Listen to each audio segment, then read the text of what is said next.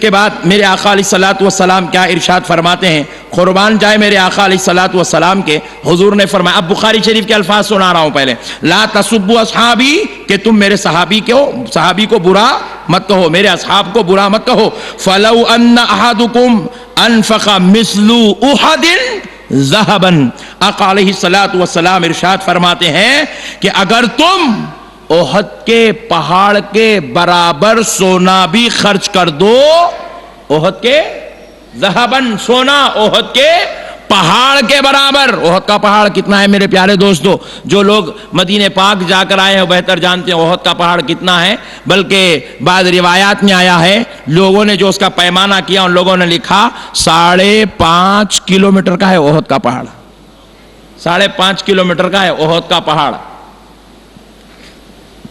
ذرا سوچو دوستو، احد کا پہاڑ، ابھی یہ تو لمبائی بتا رہا ہوں، اس کی چوڑائی بھی لگ بھگ کلومیٹرز میں ہے، اتنا بڑا پہاڑ ہے احد کا پہاڑ، اتنا بڑا سونا بھی اگر کوئی خیرات کر دے، ما بلغ مد احدہم ولا نصیفہ، میرے آقا علیہ الصلوۃ والسلام نے فرمایا اتنا بڑا پہاڑ کے مانند سونا اگر کوئی خیرات کر دے اور میرا صحابی آدھا سیر خیرات کر دے تو وہ احد کے پہاڑ کے برابر سونا خیرات کرنے والا میرے صحابی کی خیرات کے برابر نہیں ہو سکتا ہے، میرے صحابی کی آدھا سیر خیرات کے برابر اس کی سیر نہیں ہو سکتی ہے، خیرات نہیں ہو سکتی۔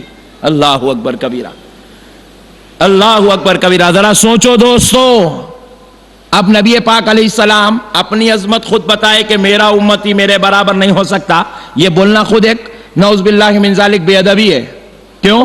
کیونکہ مثال اس کی دی جا سکتی ہے جو مثال دینے کے لیول میں ہو، نہیں سورج کی مثال چراغ سے دی جائے، آپ بولیں گے میں ایک چراغ بنایا ہوں ماشاءاللہ سورج سے فائٹ کر رہا ہے، سورج کو ڈیل کر رہا ہے، آپ بولیں گے ارے مول صاحب عجیب و غریب لوگ ہو گئے آج کل، چراغ بنا کے سورج سے مثال دے رہے ہیں، اور سن لو خدا کی قسم چراغ اور سورج کی مثال پھر بھی ایک جگہ جم سکتی ہے، مگر نبی اور امتی کی مثال خدا کی قسم کہیں نہیں جم سکتی ہے، کہیں نہیں جم سکتی ہے۔ مگر میرے نبی نے کیا کیا؟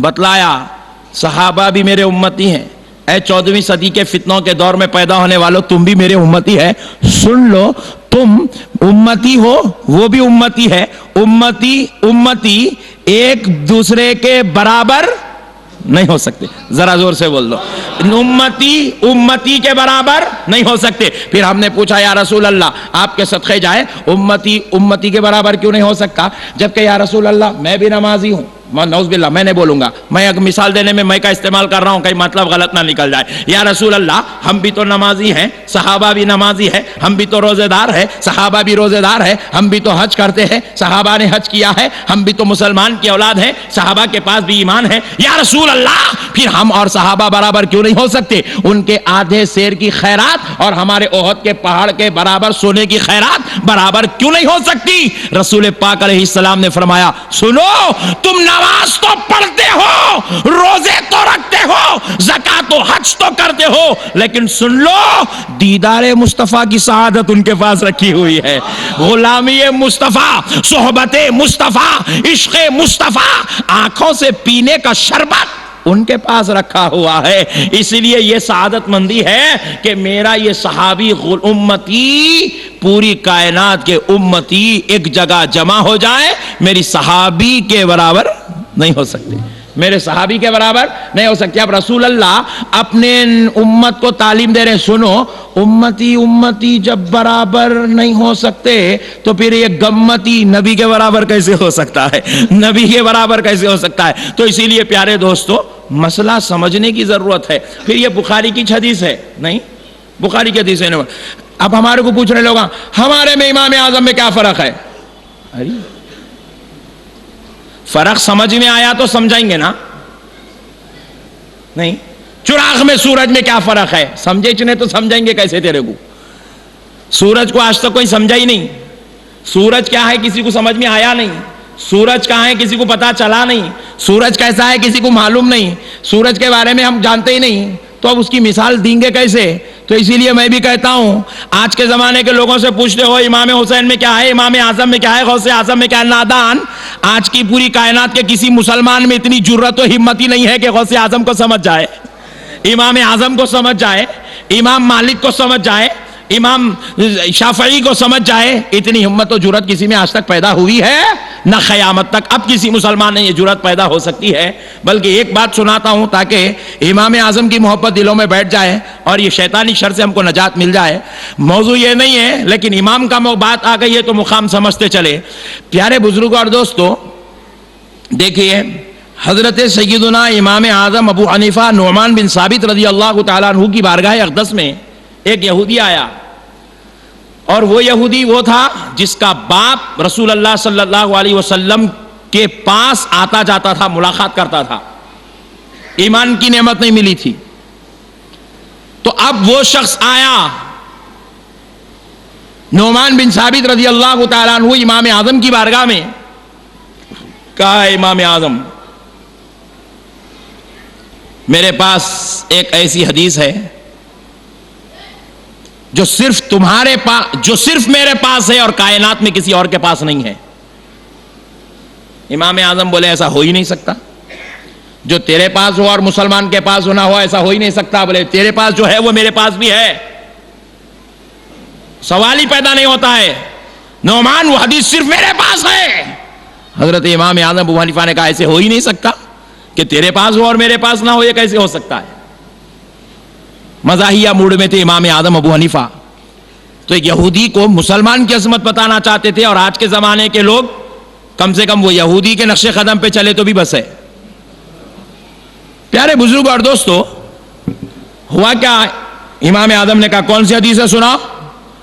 ایک طرف تھیلا رکھا ہوا ہے، اس کے اندر 150 ہڈیاں ہیں۔ کتنی؟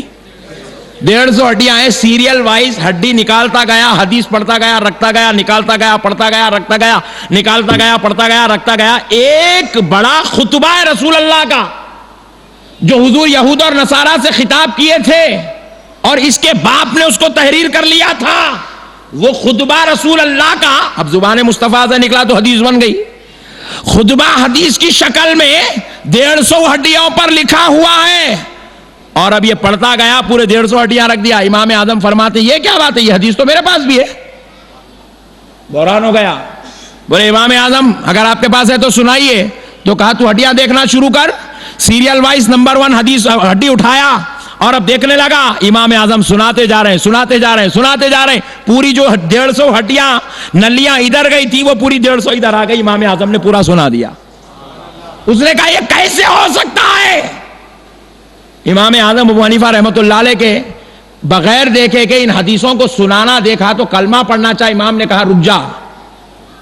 امام نے کہا رک جا، اگر تو ایسے کلمہ پڑھ لے گا تو دھوکہ دے کر کلمہ پڑھانے میں شمار ہوگا۔ سن لے، حقیقت میں خدا کی قسم یہ حدیث میں نے کبھی نہیں سنا تھا، یہ تو تجھے ہی معلوم تھی، تو پھر امام تم نے سنایا کیسے؟ امام اعظم فرماتے میرے رب نے مجھے وہ ذہن دیا ہے جو ایک بار سن لیتا ہوں تو یاد ہو جاتا ہے، جو ایک بار سن لیتا ہوں تو یاد ہو جاتا ہے۔ اللہ اکبر کبیرہ۔ پھر اس کے بعد ہوا کیا؟ امام اعظم کے بیٹے بازو بیٹھے ہوئے تھے، کہا بابا جان آپ اجازت دے تو میں سنا دوں؟ ہائے ہائے ہائے، بابا اجازت دے تو میں سنا دوں؟ پھر بیٹے نے سنانا شروع کیا۔ امام اعظم کے فرزند نے پورے 150 ہڈیوں پر لکھی ہوئی روایات سنا دی۔ اب پیچھے پردے سے آواز آئی، سرکار اجازت دے تو کیا آپ کی خادمہ یہ حدیث سنا دے؟ اللہ اکبر۔ پوچھا امام اعظم آپ کو رب نے وہ ذہن دیا جو ایک بار سن لے تو سنا دے، بیٹے کی کیا بات ہے؟ کہا میرا خون ہے جو 2 بار سنتا ہے تو یاد ہو جاتا ہے۔ پھر وہ کیا بات ہے خادمہ؟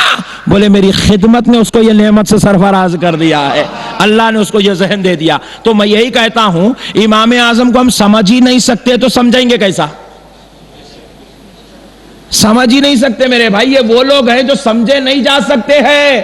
اگر کوئی کہے میں ان کو سمجھ سکتا ہوں تو اس کو اتنا بڑا کذاب دنیا میں کوئی بھی نہیں ہے۔ ولی کہتے ہیں اس کو جو سمجھ میں نہیں آتا، نہیں، ولی اس کو کہتے ہیں جو سمجھ میں۔ ایک صاحب بولے میں غوث اعظم کے جیسا ہوں، میں بولا جنگل کو جا کے آ، نہیں، بولے میں غریب نواز کے برابر ہو ہو سکتا ہوں. میں بولا انہوں تو بادشاہ سے فائٹ کر رہے تھے, تو اپنے محلے کے ایم ایل اے سے کر لے. اجی ولی کہتے ہی اس کو جو سمجھ میں,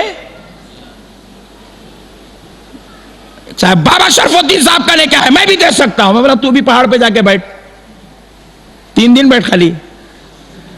اس کے بعد بھوک لگی تو نیچے نہیں آنا, شیر کی آواز آئی تو چکارنا نہیں, ہما کو آواز نہیں دینا, نیچے سے کیڑے نکلے تو بھاگنا بھی نہیں.